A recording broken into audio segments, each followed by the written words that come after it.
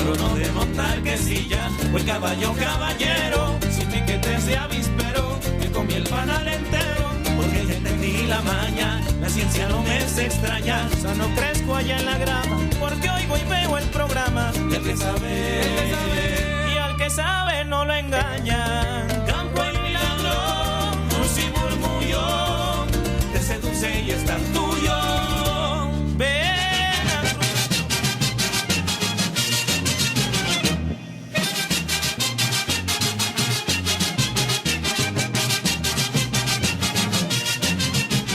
Hola, ¿qué tal? Bienvenidos. Esto es Veracruz Agropecuario y a nombre de todo el equipo que hace posible este programa, les saludamos con gusto y le invitamos a que se quede con nosotros porque esta promete ser una gran emisión, una emisión en la que estará presente la ciencia, la natura, la cultura y la información que nos comparten hoy distinguidos invitados e invitadas de uno de los centros de mayor prestigio en nuestro país. Nos referimos al CICI, el Centro de Investigación Científica de Yucatán, por eso esta música tan bonita de fondo. Muchas gracias a Mario allá arriba en cabina, que con esta música me hace evocar un recuerdo de la infancia, porque esta fue la primera estampa folclórica que bailé en la primaria. Inge Joaquín Becerra, qué gusto saludarlo y compartir también este espacio con usted y con todos nuestros compañeros. ¿Cómo está? Un placer, Isela. Estoy también contento como tú lo estás, porque tenemos personalidades científicas muy destacadas a nivel mundial. De hecho, son participantes del Sistema Nacional de Investigadores del CONACYT, y el doctor Carlos Oropesa, por ejemplo, ostenta el nivel número 3 de este sistema. Y bueno, amigos, decirles a todos ustedes que investigar básicamente es pensar en aquello que muy pocos piensan, pero es observar todo lo que el mundo ve. Y precisamente hay insectos, hay plagas, hay nemátodos, muchos organismos que no vemos, y estos atacan a los cultivos. Por eso platicaremos de un amiguito de los cocoteros, que es el picudo, precisamente el picudo negro del cocotero, llamado así, y produce algunas enfermedades a esta planta. Los especialistas nos van a platicar junto con la doctora María del Socorro Narváez, quien es también investigadora de esta misma línea de investigación, Isela. No estoy segura que sea tan su amiguito, dije la verdad. Ellos nos dirán sí, claro, cuál es la relación que existe entre este escarabajo picudo negro, y pues es importantísimo que nosotros como sociedad conozcamos esta información, la relevancia del quehacer científico, de la investigación, porque ciencia que no es conocida, ingeniero, no existe. La difusión y la socialización del conocimiento es otra de las apuestas de este programa y de Radio y Televisión de Veracruz, y por eso nos sentimos felices de escuchar las actualizaciones que existen al respecto de esta especie. Y también nos van a hablar, ingenieros, sobre la importancia del mercado del cocotero.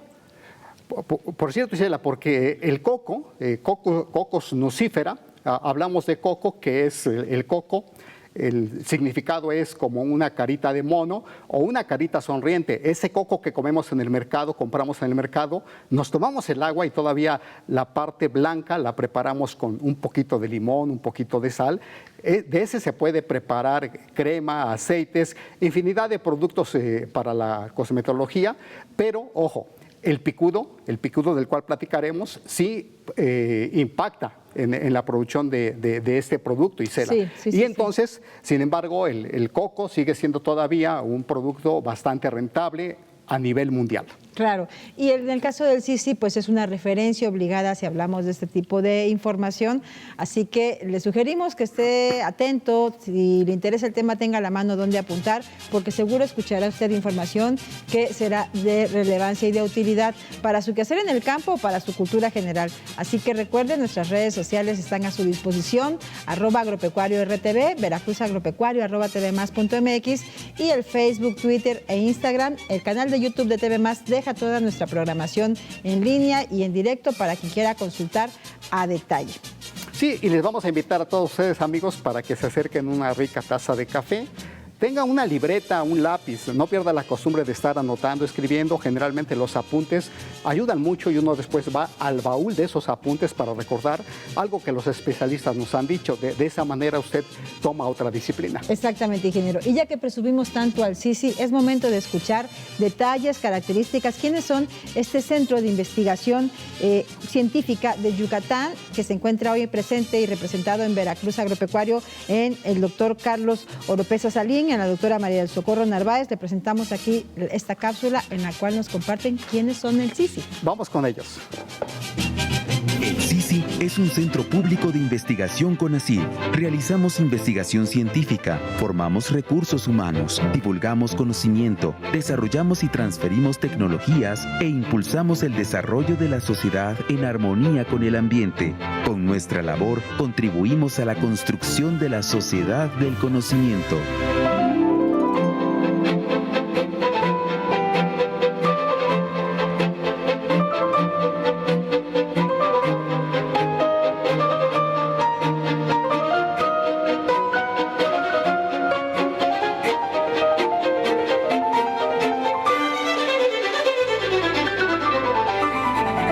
Investigamos.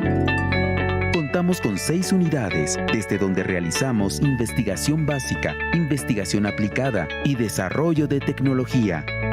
Contribuimos a las metas nacionales y atendemos áreas prioritarias como agua, alimentación, educación, energía, patrimonio natural, progreso económico.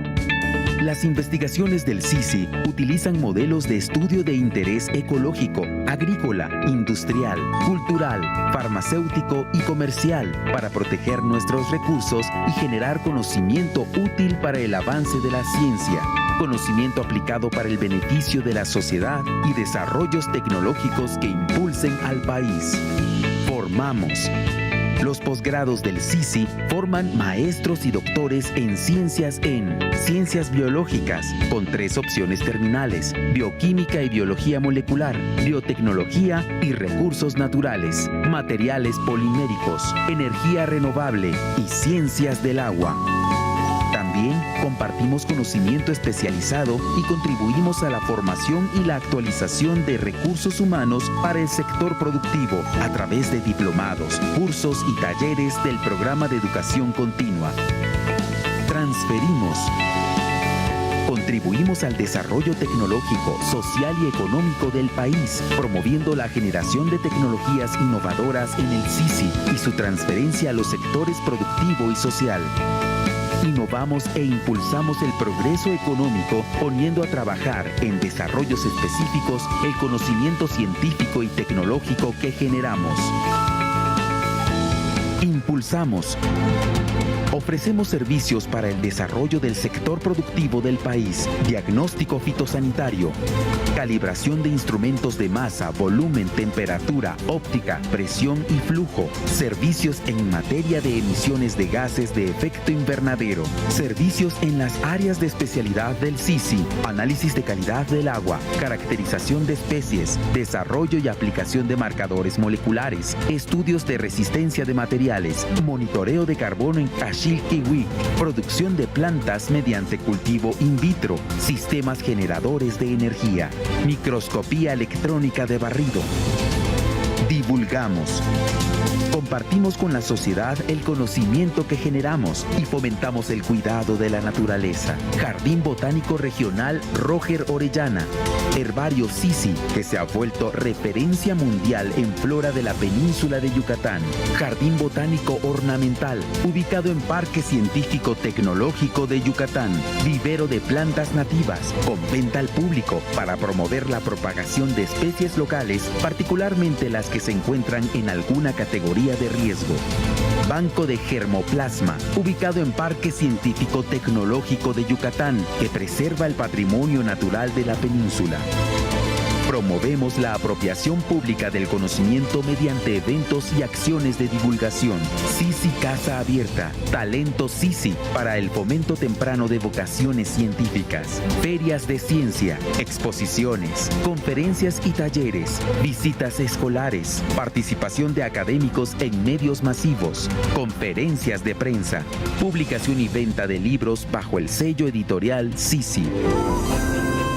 Investigamos, formamos talento, transferimos tecnologías, impulsamos el desarrollo, divulgamos la ciencia, generamos conocimiento y lo ponemos a trabajar para hacer de México un mejor país. Centro de Investigación Científica de Yucatán. el conocimiento científico y tecnológico aplicado en beneficio de la sociedad. El CICI es un centro público de investigación CONACYT. Realizamos investigación científica. Como ya usted notó, hay personas extraordinarias en el mundo que hacen cosas extraordinarias a nivel científico.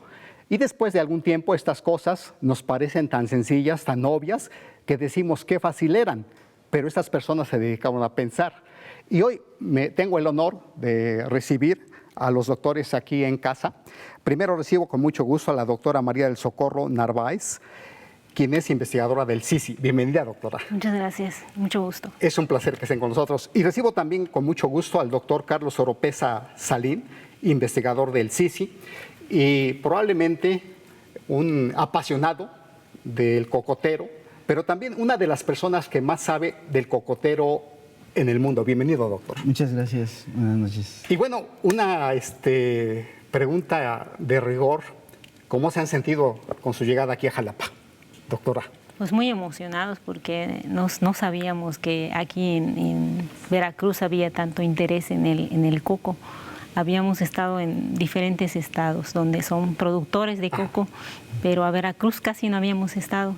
Y aquí vemos que nos recibieron bastante bien y con mucho interés en el cultivo. Y hoy les mandamos a poner un poco de agua para tener lluvia, doctor. Sí. ¿Cómo se siente usted estar acá en Veracruz? Muy bien, y pues desde hace buen rato que estábamos con la idea de venir, sí, pero no habíamos podido y ahora pues nos dimos un espacio de 3 días y pues para aprovechar ha sido muy intensa la gira. Bueno, doctor, y para ubicar a nuestro auditorio, son seres nobles que están ahorita prestos con papel y lápiz, son conocedores del agro rural, del campo. Y para ubicarlos, ¿qué cosa es el CICI? Ya Isela al inicio nos hablaba del Centro de Investigación Científica de Yucatán. ¿Qué es este centro, doctor? Es un centro de investigación que se dedica a pues, realizar investigación en ciencia, desarrollo de tecnología e innovación, sobre todo orientado a resolver problemas de la sociedad para poder encontrar soluciones y avanzar, ¿no? en lo que se necesita en el país. Y las líneas de investigación. Veo en su currícula, doctor, que usted, digamos, porta armas bastante fuertes en bioquímica y biotecnología, doctor. ¿Cuáles son sus principales líneas de investigación en este momento? Bueno, nosotros tenemos, este momento es desde hace 30 años, estamos trabajando en cocotero. Sí. Y hemos estado trabajando fundamentalmente en amareamiento letal y propagación in vitro o micropropagación del cocotero. Doctora, en el caso de usted, su rama más fuerte ha sido hacia los alimentos, pero relacionados con la biotecnología. Platíquenos, ¿cuál es su línea de investigación y qué le aporta esto a la humanidad? Bueno, mi trabajo ahora sí en el Centro de Investigación ha sido mis 25 años trabajando aquí con el doctor Oropesa y pues he estado trabajando en los grandes temas que él acaba de mencionar y pues ahora sí que la parte de biotecnología pues la hemos estado aplicando en el cultivo del coco. Del cocotero. Sí. Y bueno, ustedes son dos apasionados. Debemos recordar que Yucatán destaca porque, digamos, también ha sido un centro donde el chile habanero, por ejemplo, se ha trabajado mucho. Sí. Otros cultivos que uno puede mencionar de la península. Pero, doctor, ¿cuál sería en este momento, para ubicar a nuestro auditorio, la importancia que reviste el cocotero? ¿Y a qué nos referimos cuando decimos cocotero? Sí. Bueno, cocotero es lo mismo que palma de coco, o también se le llama coco, y su importancia actual es que desde hace como 15 años sus mercados han crecido estrepitosamente, ¿no? Una velocidad muy grande de crecimiento para algunos de sus productos, ¿no? Sobre todo el agua envasada, que es con lo que se comenzó a crecer, el aceite virgen, azúcar de coco, leche de coco, Carbón activado. harina de coco, que son alimentos, ¿no? Carbón activado, que ya tiene otros usos más industriales. ¿Qué más tendríamos? Fibras. Sustratos. Y bueno, como en muchos casos en Yucatán, Campeche, pues hay comidas sabrosísimas a base de coco. ¿Cuál es la preferida de usted, doctora? Pues la preferida. Hay una que se llama Rice and Beans, que está muy rico. Okay. Que no es de Yucatán, pero es una de las más favoritas. Pero ¿el coco aporta una buena cantidad de Producto Interno Bruto al país, doctor? Actualmente no. Ajá. Pero pues precisamente por lo que estábamos viendo en esta gira es el derivado del gran interés que hay, pues no solamente en Veracruz, sino en muchos estados, y aprovechando el momento actual de gran crecimiento de los mercados, seguramente que va a ser muy importante, uno de los cultivos más importantes en poco tiempo, porque bueno, hay varias ventajas, ¿no? Hay muchos estados que se dedican al cultivo. Estamos trabajando en términos de investigación, muchas instituciones, y en conjunto se nos reconoce como una fuerza importante en este ramo en el mundo. Y tenemos que ofrecer para crecer más, ¿no? Entonces, hay plantas que son variedades de coco que son resistentes a enfermedades, que son muy productivas, hay una diversidad importante, hay conocimientos de agronomía, todos los aspectos que tienen que ver con el campo, hay capacidad para propagar in vitro, y pues tenemos ventajas importantes, para muchos una de las más importantes, que estamos junto al mercado más importante, y México está conectado con todo el mundo, ¿no? Pues doctora, yo creo que no en vano le llamamos el árbol de la vida, y curiosamente en un artículo del CICI me llamó la atención ese nombramiento que le damos, también el árbol de hasta 1000 usos o más, sí, ¿no? Así es. Porque tiene tanta importancia para los mexicanos. Así es. Y bueno, como muchos seres humanos, muchos animalitos, doctor, también nos enfermamos, y también las plantas se enferman. Y entonces ustedes han estado incursionando bastante bien en algo que la sociedad demanda, que requiere, como la ciencia aplicada, amarillamiento letal. ¿Qué cosa debemos entender por eso, y también si nos tenemos que espantar? Bueno, el amarillamiento letal es una enfermedad, como su nombre lo dice, letal, pero afortunadamente, digamos que la parte más fuerte de la enfermedad ya la cruzamos, porque pues como usted acaba de mencionar, el doctor Oropesa, llevamos muchos años haciendo estudios, y entre ellos hemos identificado variedades que son resistentes a esta enfermedad. Aunque la enfermedad devasta grandes poblaciones cuando llega, en México al menos nosotros ya tenemos identificado variedades que son resistentes. El coco entiendo que es una de esas especies que le llamamos monotípicas. Entonces resulta que, ¿qué tenemos, doctor, en el coco? ¿Tenemos subespecies o variedades o qué hay ahí, o formas? Variedades. Variedades. En Yucatán, ¿ustedes cuántas manejan? Podríamos pensar actualmente dentro del estado podríamos ser tal vez hasta 15, aunque no todas están en campo. La mitad están en campo y la mitad están todavía in vitro. Pero es impresionante la cantidad, doctor. Sí. ¿Y qué se trata de rescatar con eso? Bueno, la razón por la que hay tantas y la mitad todavía están in vitro es porque la enfermedad del amarillamiento letal, que es causada por unas bacterias muy pequeñas que son introducidas a la planta por un insecto, matan a la planta susceptible, pero no matan a las plantas que son resistentes. Se han identificado plantas resistentes en México, pero es importante tener una diversidad más grande de genética, y con ese propósito se trajeron variedades del extranjero. Para rescatar los genes. No, para poder ponerlas a prueba. A prueba. Para ver si son resistentes a la enfermedad, lo cual resultó que sí lo son. Y entonces tener más variedades para poder propagar. Ajá. Como lo que estamos viendo en pantalla, doctora, ¿qué es? Exactamente. Pues de hecho la tenemos aquí. Sí, el mismo frasquito el mismo que tenemos. frasquito. Sí. Aquí tenemos las plantas que son micropropagadas. Ajá. Y como comentaba el doctor, de estas son las que tenemos en el laboratorio y son 15 variedades que tenemos actualmente como nuestro banco de germoplasma. Y como comenta el doctor, estas ya fueron probadas en campo. Sí. Ya llevamos un lote de estas, no, 2 lotes tenemos ya sembrados en campo y hemos visto que hay resistencia a la enfermedad.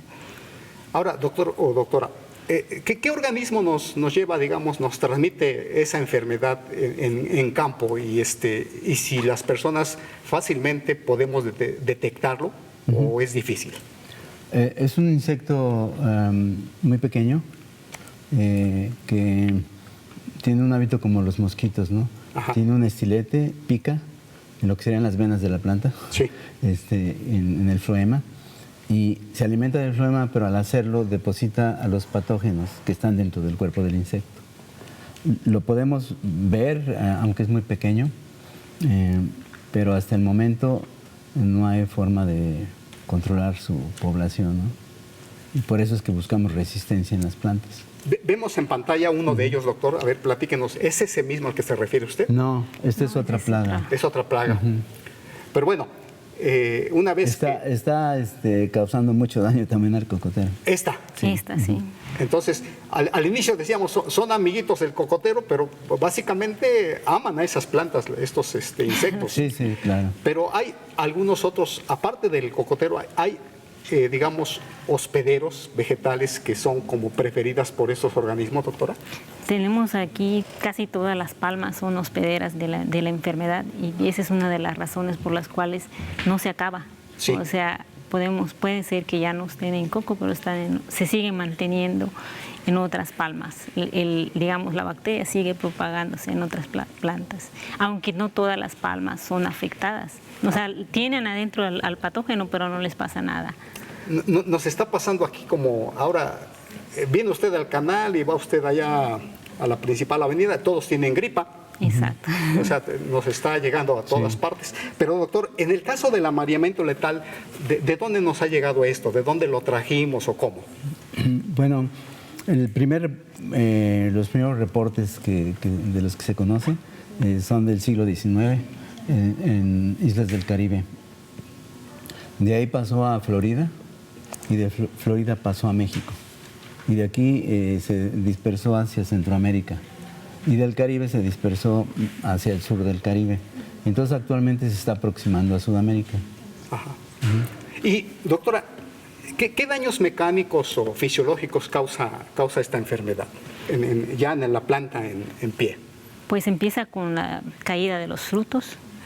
Posteriormente se empieza a ver un amarillamiento en las hojas, que empieza con las hojas más maduras, que va de abajo hacia arriba. Y también presenta la inflorescencia, que es donde se producen los frutos. Empieza a tener necrosis y deformación en la inflorescencia. Y al final tenemos que se queda sin hojas y sin nada la palma. Sí. Y estamos viendo en pantalla lo que básicamente conocemos como los frutos. Uno se pregunta, ¿eso es un fruto? ¿Es una semilla? ¿De qué se trata eso? A veces, como su nombre lo dice quien describió la especie, ¿no? Nucífera, porque se refiere a una nuez. ¿Qué realmente es eso, doctor? Bueno, tiene las dos funciones, ¿no? Es un fruto, que lo aprovechan muchos animales, incluyendo al hombre, pero también es semilla. Entonces, pues, se pone a germinar y emerge la planta. Bueno, nosotros lo hacemos en viveros y después, cuando ya tiene la talla, se siembra en campo.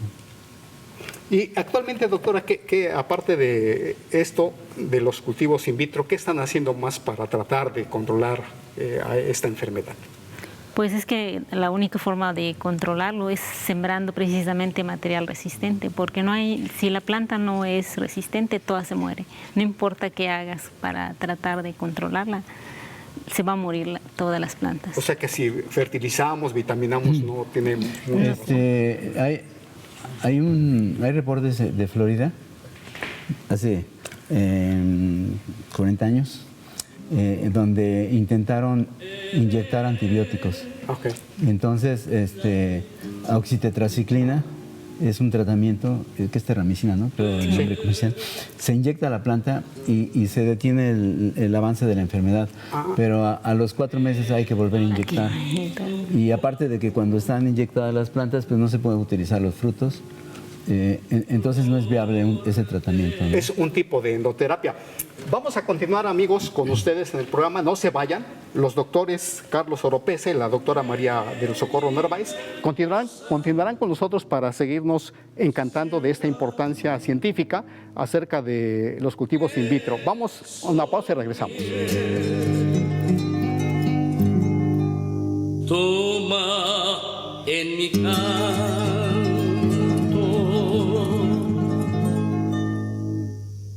todo mi querer.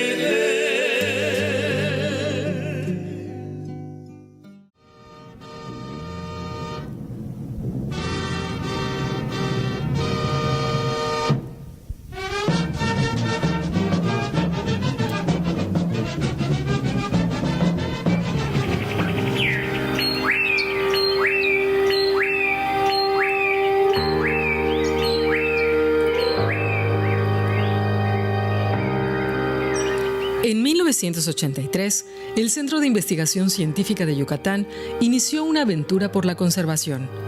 La necesidad de contar con un espacio dedicado a la investigación y la educación del patrimonio natural motivó a jóvenes investigadores a iniciar este recorrido.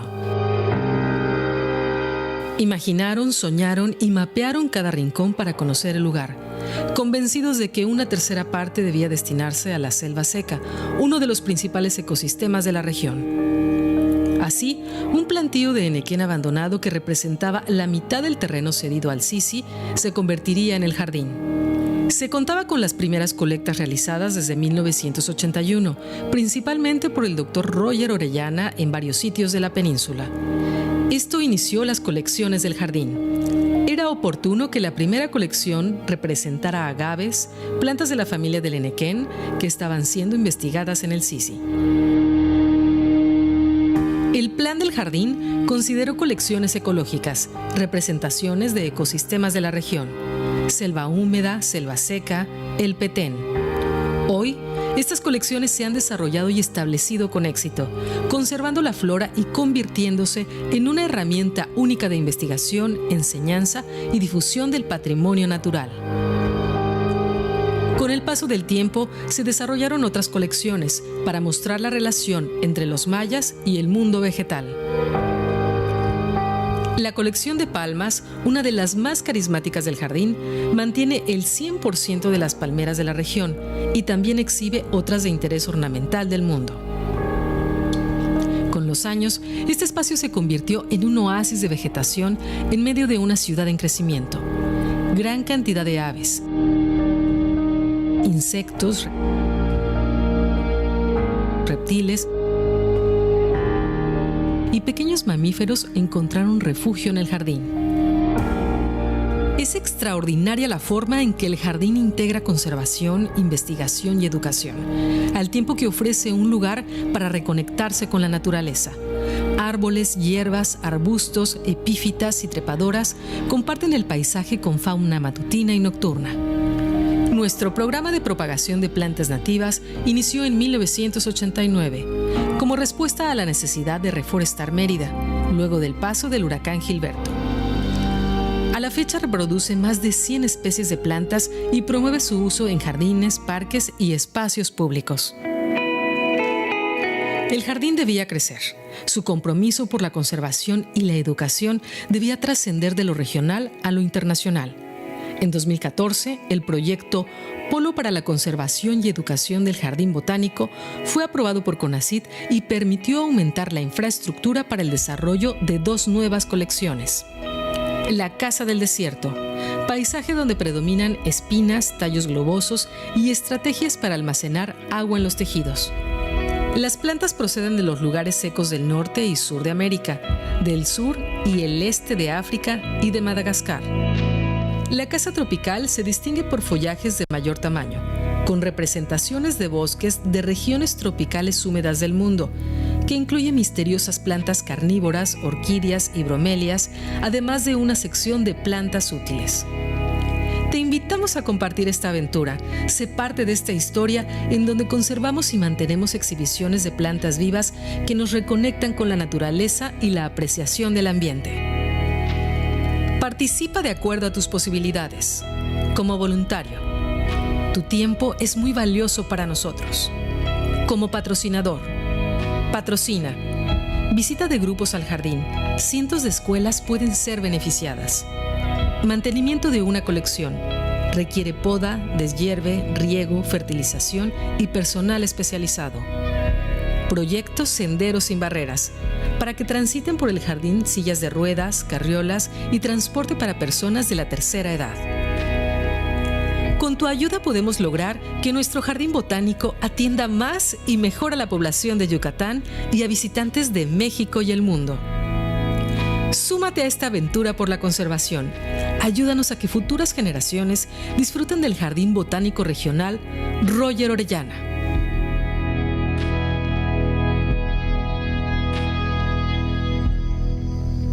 ¿A poco no le dan ganas de estar ahí, de estar recorriendo este precioso jardín botánico que a su vez depende del CICI, de este Centro de Investigaciones Científicas, Centro de Investigación Científica de Yucatán? Acabamos de ver una aventura por la conservación que se promueve desde este jardín botánico emblemático allá en la península, y pues hoy con el gusto de compartirles a ustedes, recordarles, si usted acaba de encender su radio, su tele o nos sigue por redes sociales, hoy estamos conversando con dos destacados investigadores de esta institución, muy felices de recibir aquí a la doctora María del Socorro Narváez Cap, quien es investigadora del CICI, una especialista en biotecnología, y gracias por seguir con nosotros, doctora. Lo mismo al doctor Carlos Oropesa Salín, investigador también de ese instituto y un especialista en bioquímica vegetal. Estamos hablando, por supuesto, de un cultivo que compartimos en las costas de este país. Estados como Yucatán y Veracruz comparten pues gusto, querencia, orgullo alrededor del coco y de todo lo que representa cultural y regionalmente hablando, económica y socialmente. Sin embargo, es muy destacado el conocimiento que ellos comparten hoy, porque con base en eso podemos estar preparados para enfrentar diferentes afectaciones, en este caso de carácter fitosanitario. Existen diferentes enfermedades o plagas que pueden ser un riesgo si no son detectadas a tiempo y sobre todo si no existen acciones en materia de prevención. Ya durante el primer bloque, en esta charla con el ingeniero Joaquín Becerra, pues nos daban un esbozo de algunas de estas enfermedades, y pues bueno, aquí en Veracruz los productores, cuando escucharon, la primera vez que escucharon acerca del amarillamiento letal del cocotero, pues fue una sorpresa bastante fuerte, porque representaba un riesgo para este cultivo. Retomemos un poco, recuperemos. ¿Qué es el amarillamiento letal? ¿Cómo lo podemos detectar? ¿Y cuál es el estatus actualmente? Pues una de las cosas muy importantes que nos hemos dado cuenta en este recorrido que acabamos de hacer en Veracruz es que la gente se preocupa cuando ve una planta que presenta un amarillamiento en general o un secado, como ellos le dicen, de la planta. Y dicen, tenemos amarillamiento letal, todo se nos va a morir. En realidad, no siempre que se vea algo amarillo o que se esté secando es amarillamiento letal. El amarillamiento letal tiene una sintomatología muy típica, y entre esas está que tiene que haber una caída de frutos. Bien. El amarillamiento no es un amarillamiento cualquiera, empieza normalmente a amarillarse las hojas más maduras y poco a poco va de abajo hacia arriba, ¿no? Y algo muy típico es que las inflorescencias donde salen los frutos normalmente empiezan a presentar necrosis. Y esa necrosis va apareciendo en cada una de las inflorescencias que aparecen, y van teniendo deformaciones. Entonces, no siempre que ves algo seco es amarillamiento letal. Además, hay otras plagas que también afectan a esta palma y que ocasionan esa sintomatología. Muy bien, pero eso es muy importante, que escuchen los productores esta información, pues para no preocuparse cuando no sea necesario y sí para tomar las medidas si acaso detectan la presencia de esta plaga o enfermedad. ¿El amarillamiento qué es? Es una enfermedad. Es una enfermedad. Y frente a este escenario existen alternativas como las plantas resistentes o los patrones tolerantes. Háblenos, doctor Oropesa, de estas plantas resistentes. ¿En qué consiste? ¿Cuál es la función y su efectividad? Sí, bueno, son resistentes porque cuando se ponen a prueba en campo, encontramos que sobreviven al patógeno y se les llama resistentes. Cuando se habla de tolerancia es que el patógeno está dentro y la planta convive con él, ¿no? Aquí hasta donde hemos podido ver, el patógeno no está dentro y la planta sobrevive. Algo que es muy importante es que en términos generales de las variedades que hemos puesto a prueba en condiciones donde la incidencia de la enfermedad es muy alta, aun cuando es muy alta, perdón, es que se mueren, pueden morirse 20%, 10%, y esas son las más resistentes, como el enano malayo y los altos del Pacífico. Pero resistencia no quiere decir que todas van a sobrevivir. Claro. ¿Sí? Entonces eso es importante porque a veces las personas ven que se comienzan a morir, algunas se preocupan. Algunos colegas dicen que bueno que se estén muriendo porque sabemos que ahí está la enfermedad y si sobreviven la mayoría, ya tenemos motivos para celebrar, ¿no? Claro, sí. ¿Y ha mutado? ¿Ha ido cambiando su comportamiento esta enfermedad? La enfermedad no. No. Hasta el momento no. Aparentemente este tipo de patógenos tienen baja tasa de mutación. Muy bien. La otra cosa que quisiera añadir es de que... aunque hay varias cepas, doctor. Hay varias cepas. Hay varias cepas. A ver, doctora, cuéntenos. Aunque hay diferentes cepas de esta enfermedad, en el mundo, ¿no? Hay creo como 5 cepas de esta enfermedad y por ejemplo en Yucatán la cepa principal es la que llamamos tipo A. Es la más agresiva y que ha afectado a las poblaciones del cocotero alto del Atlántico, que son las que se nos murieron aquí en Veracruz y en Yucatán y todo el Golfo. Y la del tipo D, que es la que ha afectado a las poblaciones del Pacífico, pero es así como muy leve, no arrasa con las poblaciones. Y el tipo B afecta a varias plantas que están aquí en México. Además del cocotero. Sí. Bien. Ornamentales, ¿no? Ornamentales. Decía usted, doctor, que... Bueno, sobre de las cepas, como decía María, hay 5 de una especie, pero en otros continentes hay otras especies. Y ese es un riesgo porque la planta más resistente en México es el enano malayo y en África esa resultó susceptible, lo que significa que si el fitoplasma de África brinca a América, podríamos tal vez perder todo, ¿no? Entonces tenemos que estar muy alerta en evitar que llegue. Claro. Y al mismo tiempo, así como se buscó resistencia al amarillamiento local, también tenemos que buscar resistencia al amarillamiento de África, ¿no? Bueno, actualmente tenemos un híbrido que es resistente en África, y aquí resultó también resistente, ¿no? Entonces al menos hay uno, pero hay que buscar más. Muy bien, pues de ahí la relevancia del quehacer científico. Así es. Para quienes todavía tienen duda, ¿por qué a la ciencia no tendría que estársele escatimando el presupuesto y el recurso? Este es un ejemplo tan solo. De ahí existen muchas economías que dependen de esta actividad, muchas familias productoras y productores, y a partir de ese tipo de información se puede enfrentar de una manera pues mucho más, digamos, real este tipo de contingencias de carácter fitosanitario. Seguiremos conversando del tema. Ya necesitamos también escuchar qué es lo que pasa con este mentado escarabajo o picudo negro. Ese será el bloque con el que vamos a regresar.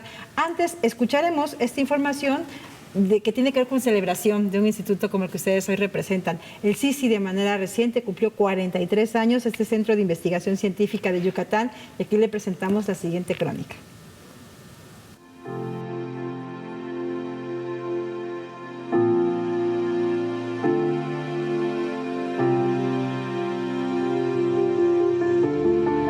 Somos el centro de investigación con más tradición en la región. Contamos con 3 campus y una unidad de investigación y transferencia en Guerrero. Hacemos investigación científica. Formamos recursos humanos. Divulgamos la ciencia. Desarrollamos y transferimos tecnología e impulsamos el desarrollo de la sociedad en armonía con el ambiente. Realizamos investigación básica, aplicada y desarrollamos tecnología. Contribuimos a las metas nacionales y atendemos áreas prioritarias como agentes tóxicos y procesos contaminantes, agua, educación, salud, energía y cambio climático, soberanía alimentaria y vivienda.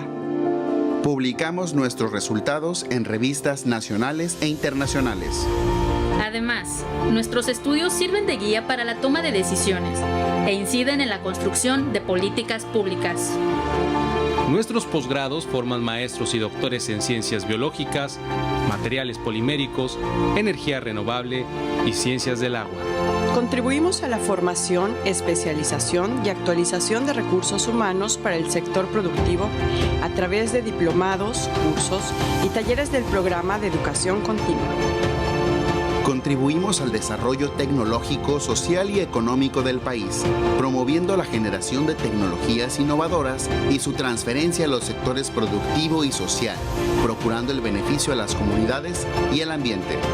Ofrecemos servicios para el desarrollo del sector productivo del país. Diagnóstico fitosanitario, calibración de instrumentos de masa, volumen, temperatura, óptica, presión y flujo.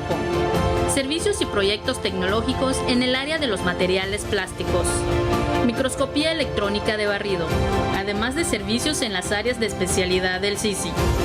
Compartimos con la sociedad el conocimiento que generamos y fomentamos el cuidado de la naturaleza a través de Jardín Botánico Regional Roger Orellana. Herbario CICI, que se ha vuelto referencia mundial en flora de la península de Yucatán. Vivero de plantas nativas con venta al público para promover la propagación de especies locales, particularmente las que se encuentran en alguna categoría de riesgo. También, con el fin de conservar los recursos vegetales y el patrimonio natural de la península, contamos con el Germolab. Promovemos la apropiación social del conocimiento mediante eventos, acciones de divulgación y nuestro programa de fomento a las vocaciones científicas, Talento CICI. Participamos en ferias, talleres, visitas escolares, conferencias de prensa y entrevistas en medios. Editamos libros y la publicación digital desde el Herbario CICI. Además, tenemos presencia digital en redes sociales. Pero muy importante, en CICI somos personas, somos plurales, somos diversos.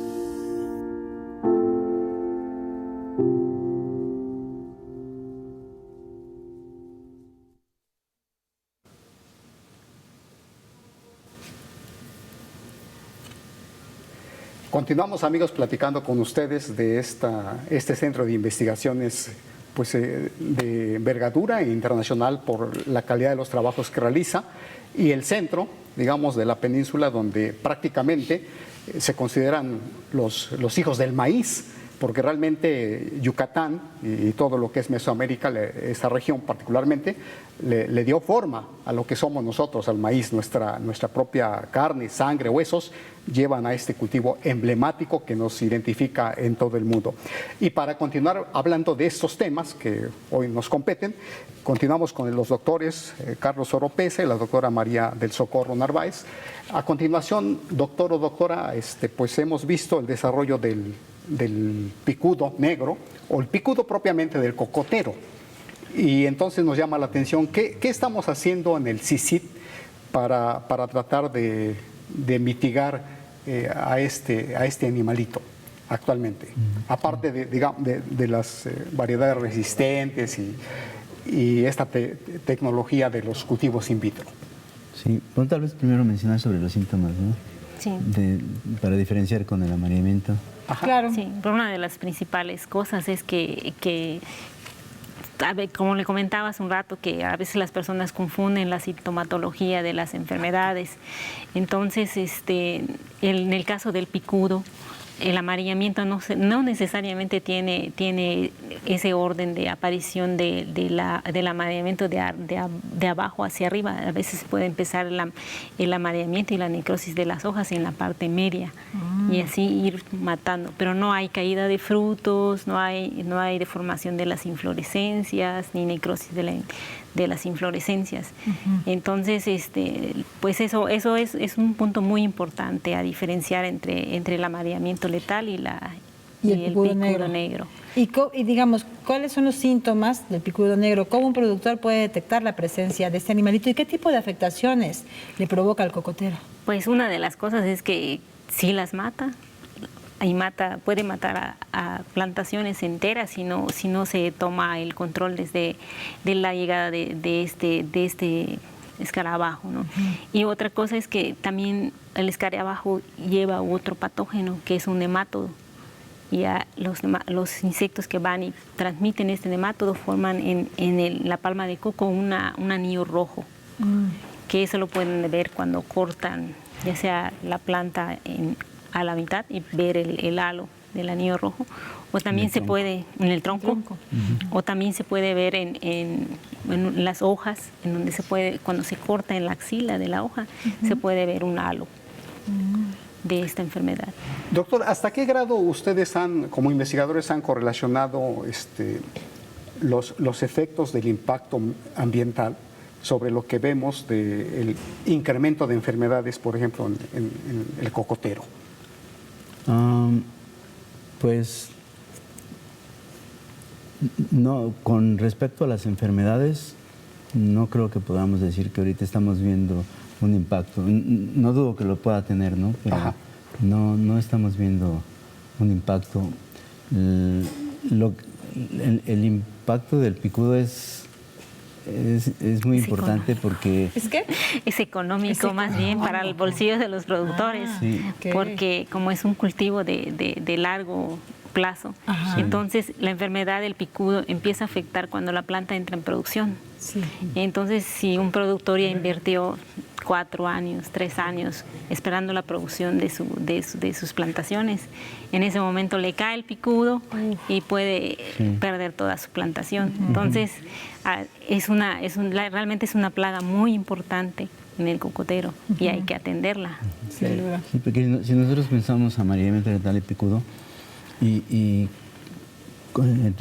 considerando lo que ya les platicamos, uno podría pensar, ya estamos del otro lado con amarillamiento letal, al menos por el momento, mientras no nos vaya a suceder que llegue de África, que algún imprudente de África te traiga algo y que alguna autoridad omisa no detecte, ¿no? Porque por eso existen los controles fitosanitarios. Pero esperemos que no sea así y sobre todo también esperemos pues que los generadores de conocimiento, como es el caso de ustedes, continúen recibiendo todo el apoyo para desarrollar sus investigaciones.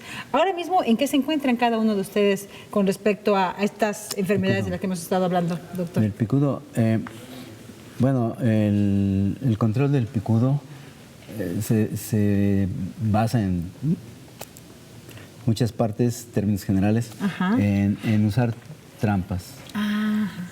Trampas que llevan adentro una bolsita con feromona, que es una hormona para atraer a los insectos, muy poderosa, y que, pues así como puede ser benéfica, puede ser todo lo contrario, ¿no?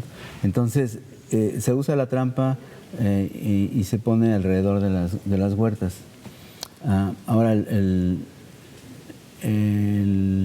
esas trampas deberían de utilizarse regularmente con tirar las plantas que ya se ven afectadas. A veces no se hace. Cuando ustedes tienen una planta con picudo y ya está muy afectada, si la tiran y la cortan a la mitad, que nos lo han hecho para mostrarnos, adentro puede uno encontrar 100 larvas. ¿Sí?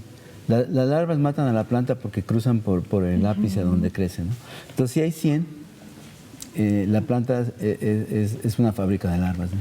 Entonces, si no se tiran las plantas desde que se puede identificar que están invadidas o comenzando a estar invadidas, están produciendo continuamente, ¿no? ¿En dónde hay presencia de picudo negro? ¿En Yucatán? Entiendo que sí, por lo que están explicando. ¿En Veracruz hay presencia de picudo? Hay bastante. De hecho, en Yucatán casi tenemos muy poco. Ya el foco está acá. El foco está aquí, pues ya lo vimos acá. Ahorita, por ejemplo, en Guerrero, en Colima. En Guerrero, Colima. Y el problema está en que se comienzan a sembrar superficies muy grandes para renovar, por ejemplo, aquí en Veracruz. Y entonces, en forma casi homogénea en cuanto a tiempo, van creciendo y todas van a estar susceptibles de picudo en un periodo de tiempo muy corto y va a ser entonces un ataque masivo y la guerra va a ser muy difícil de enfrentar. Entonces hay que tratar de enfrentarlo con las mejores herramientas. Entonces, como les digo, es importante identificar qué plantas están siendo afectadas. Es importante usar trampas. Es importante eliminar las plantas afectadas. Pero el uso de las trampas actualmente tiene un peligro. Y es que se dice, usen las trampas alrededor de la huerta. Pero si tenemos 100 huertas y cada quien usa las trampas alrededor de la huerta, no se está poniendo realmente alrededor de la huerta. La huerta es la gran huerta. Entonces hay que pensar en estrategias para situarla geográficamente. Entonces esto es fundamental porque si no, el uso de la trampa resulta contraproducente. Muy bien. Pues esta música indica que se nos fue el programa como agua, ¿verdad? Como agua de coco. Es un tema sumamente interesante del cual evidentemente tenemos que seguir hablando, ¿cierto, ingeniero? Sí, y les agradecemos también de todo corazón su presencia y compartirnos la sabiduría que han logrado a través de 30, 25 años, doctores. Realmente les felicitamos por ello. Gracias por lo pronto. Y la producción del programa cuenta con los datos de contacto de nuestros invitados para quien quiera más información de estos temas. Por lo pronto es momento de despedir, agradecerles mucho a ustedes nuevamente y a todo el equipo que hizo posible una emisión más de Veracruz Agropecuario. Por supuesto, Isabel. Y nos vamos. Buenas noches, amigos. Buenas noches. Buenas noches.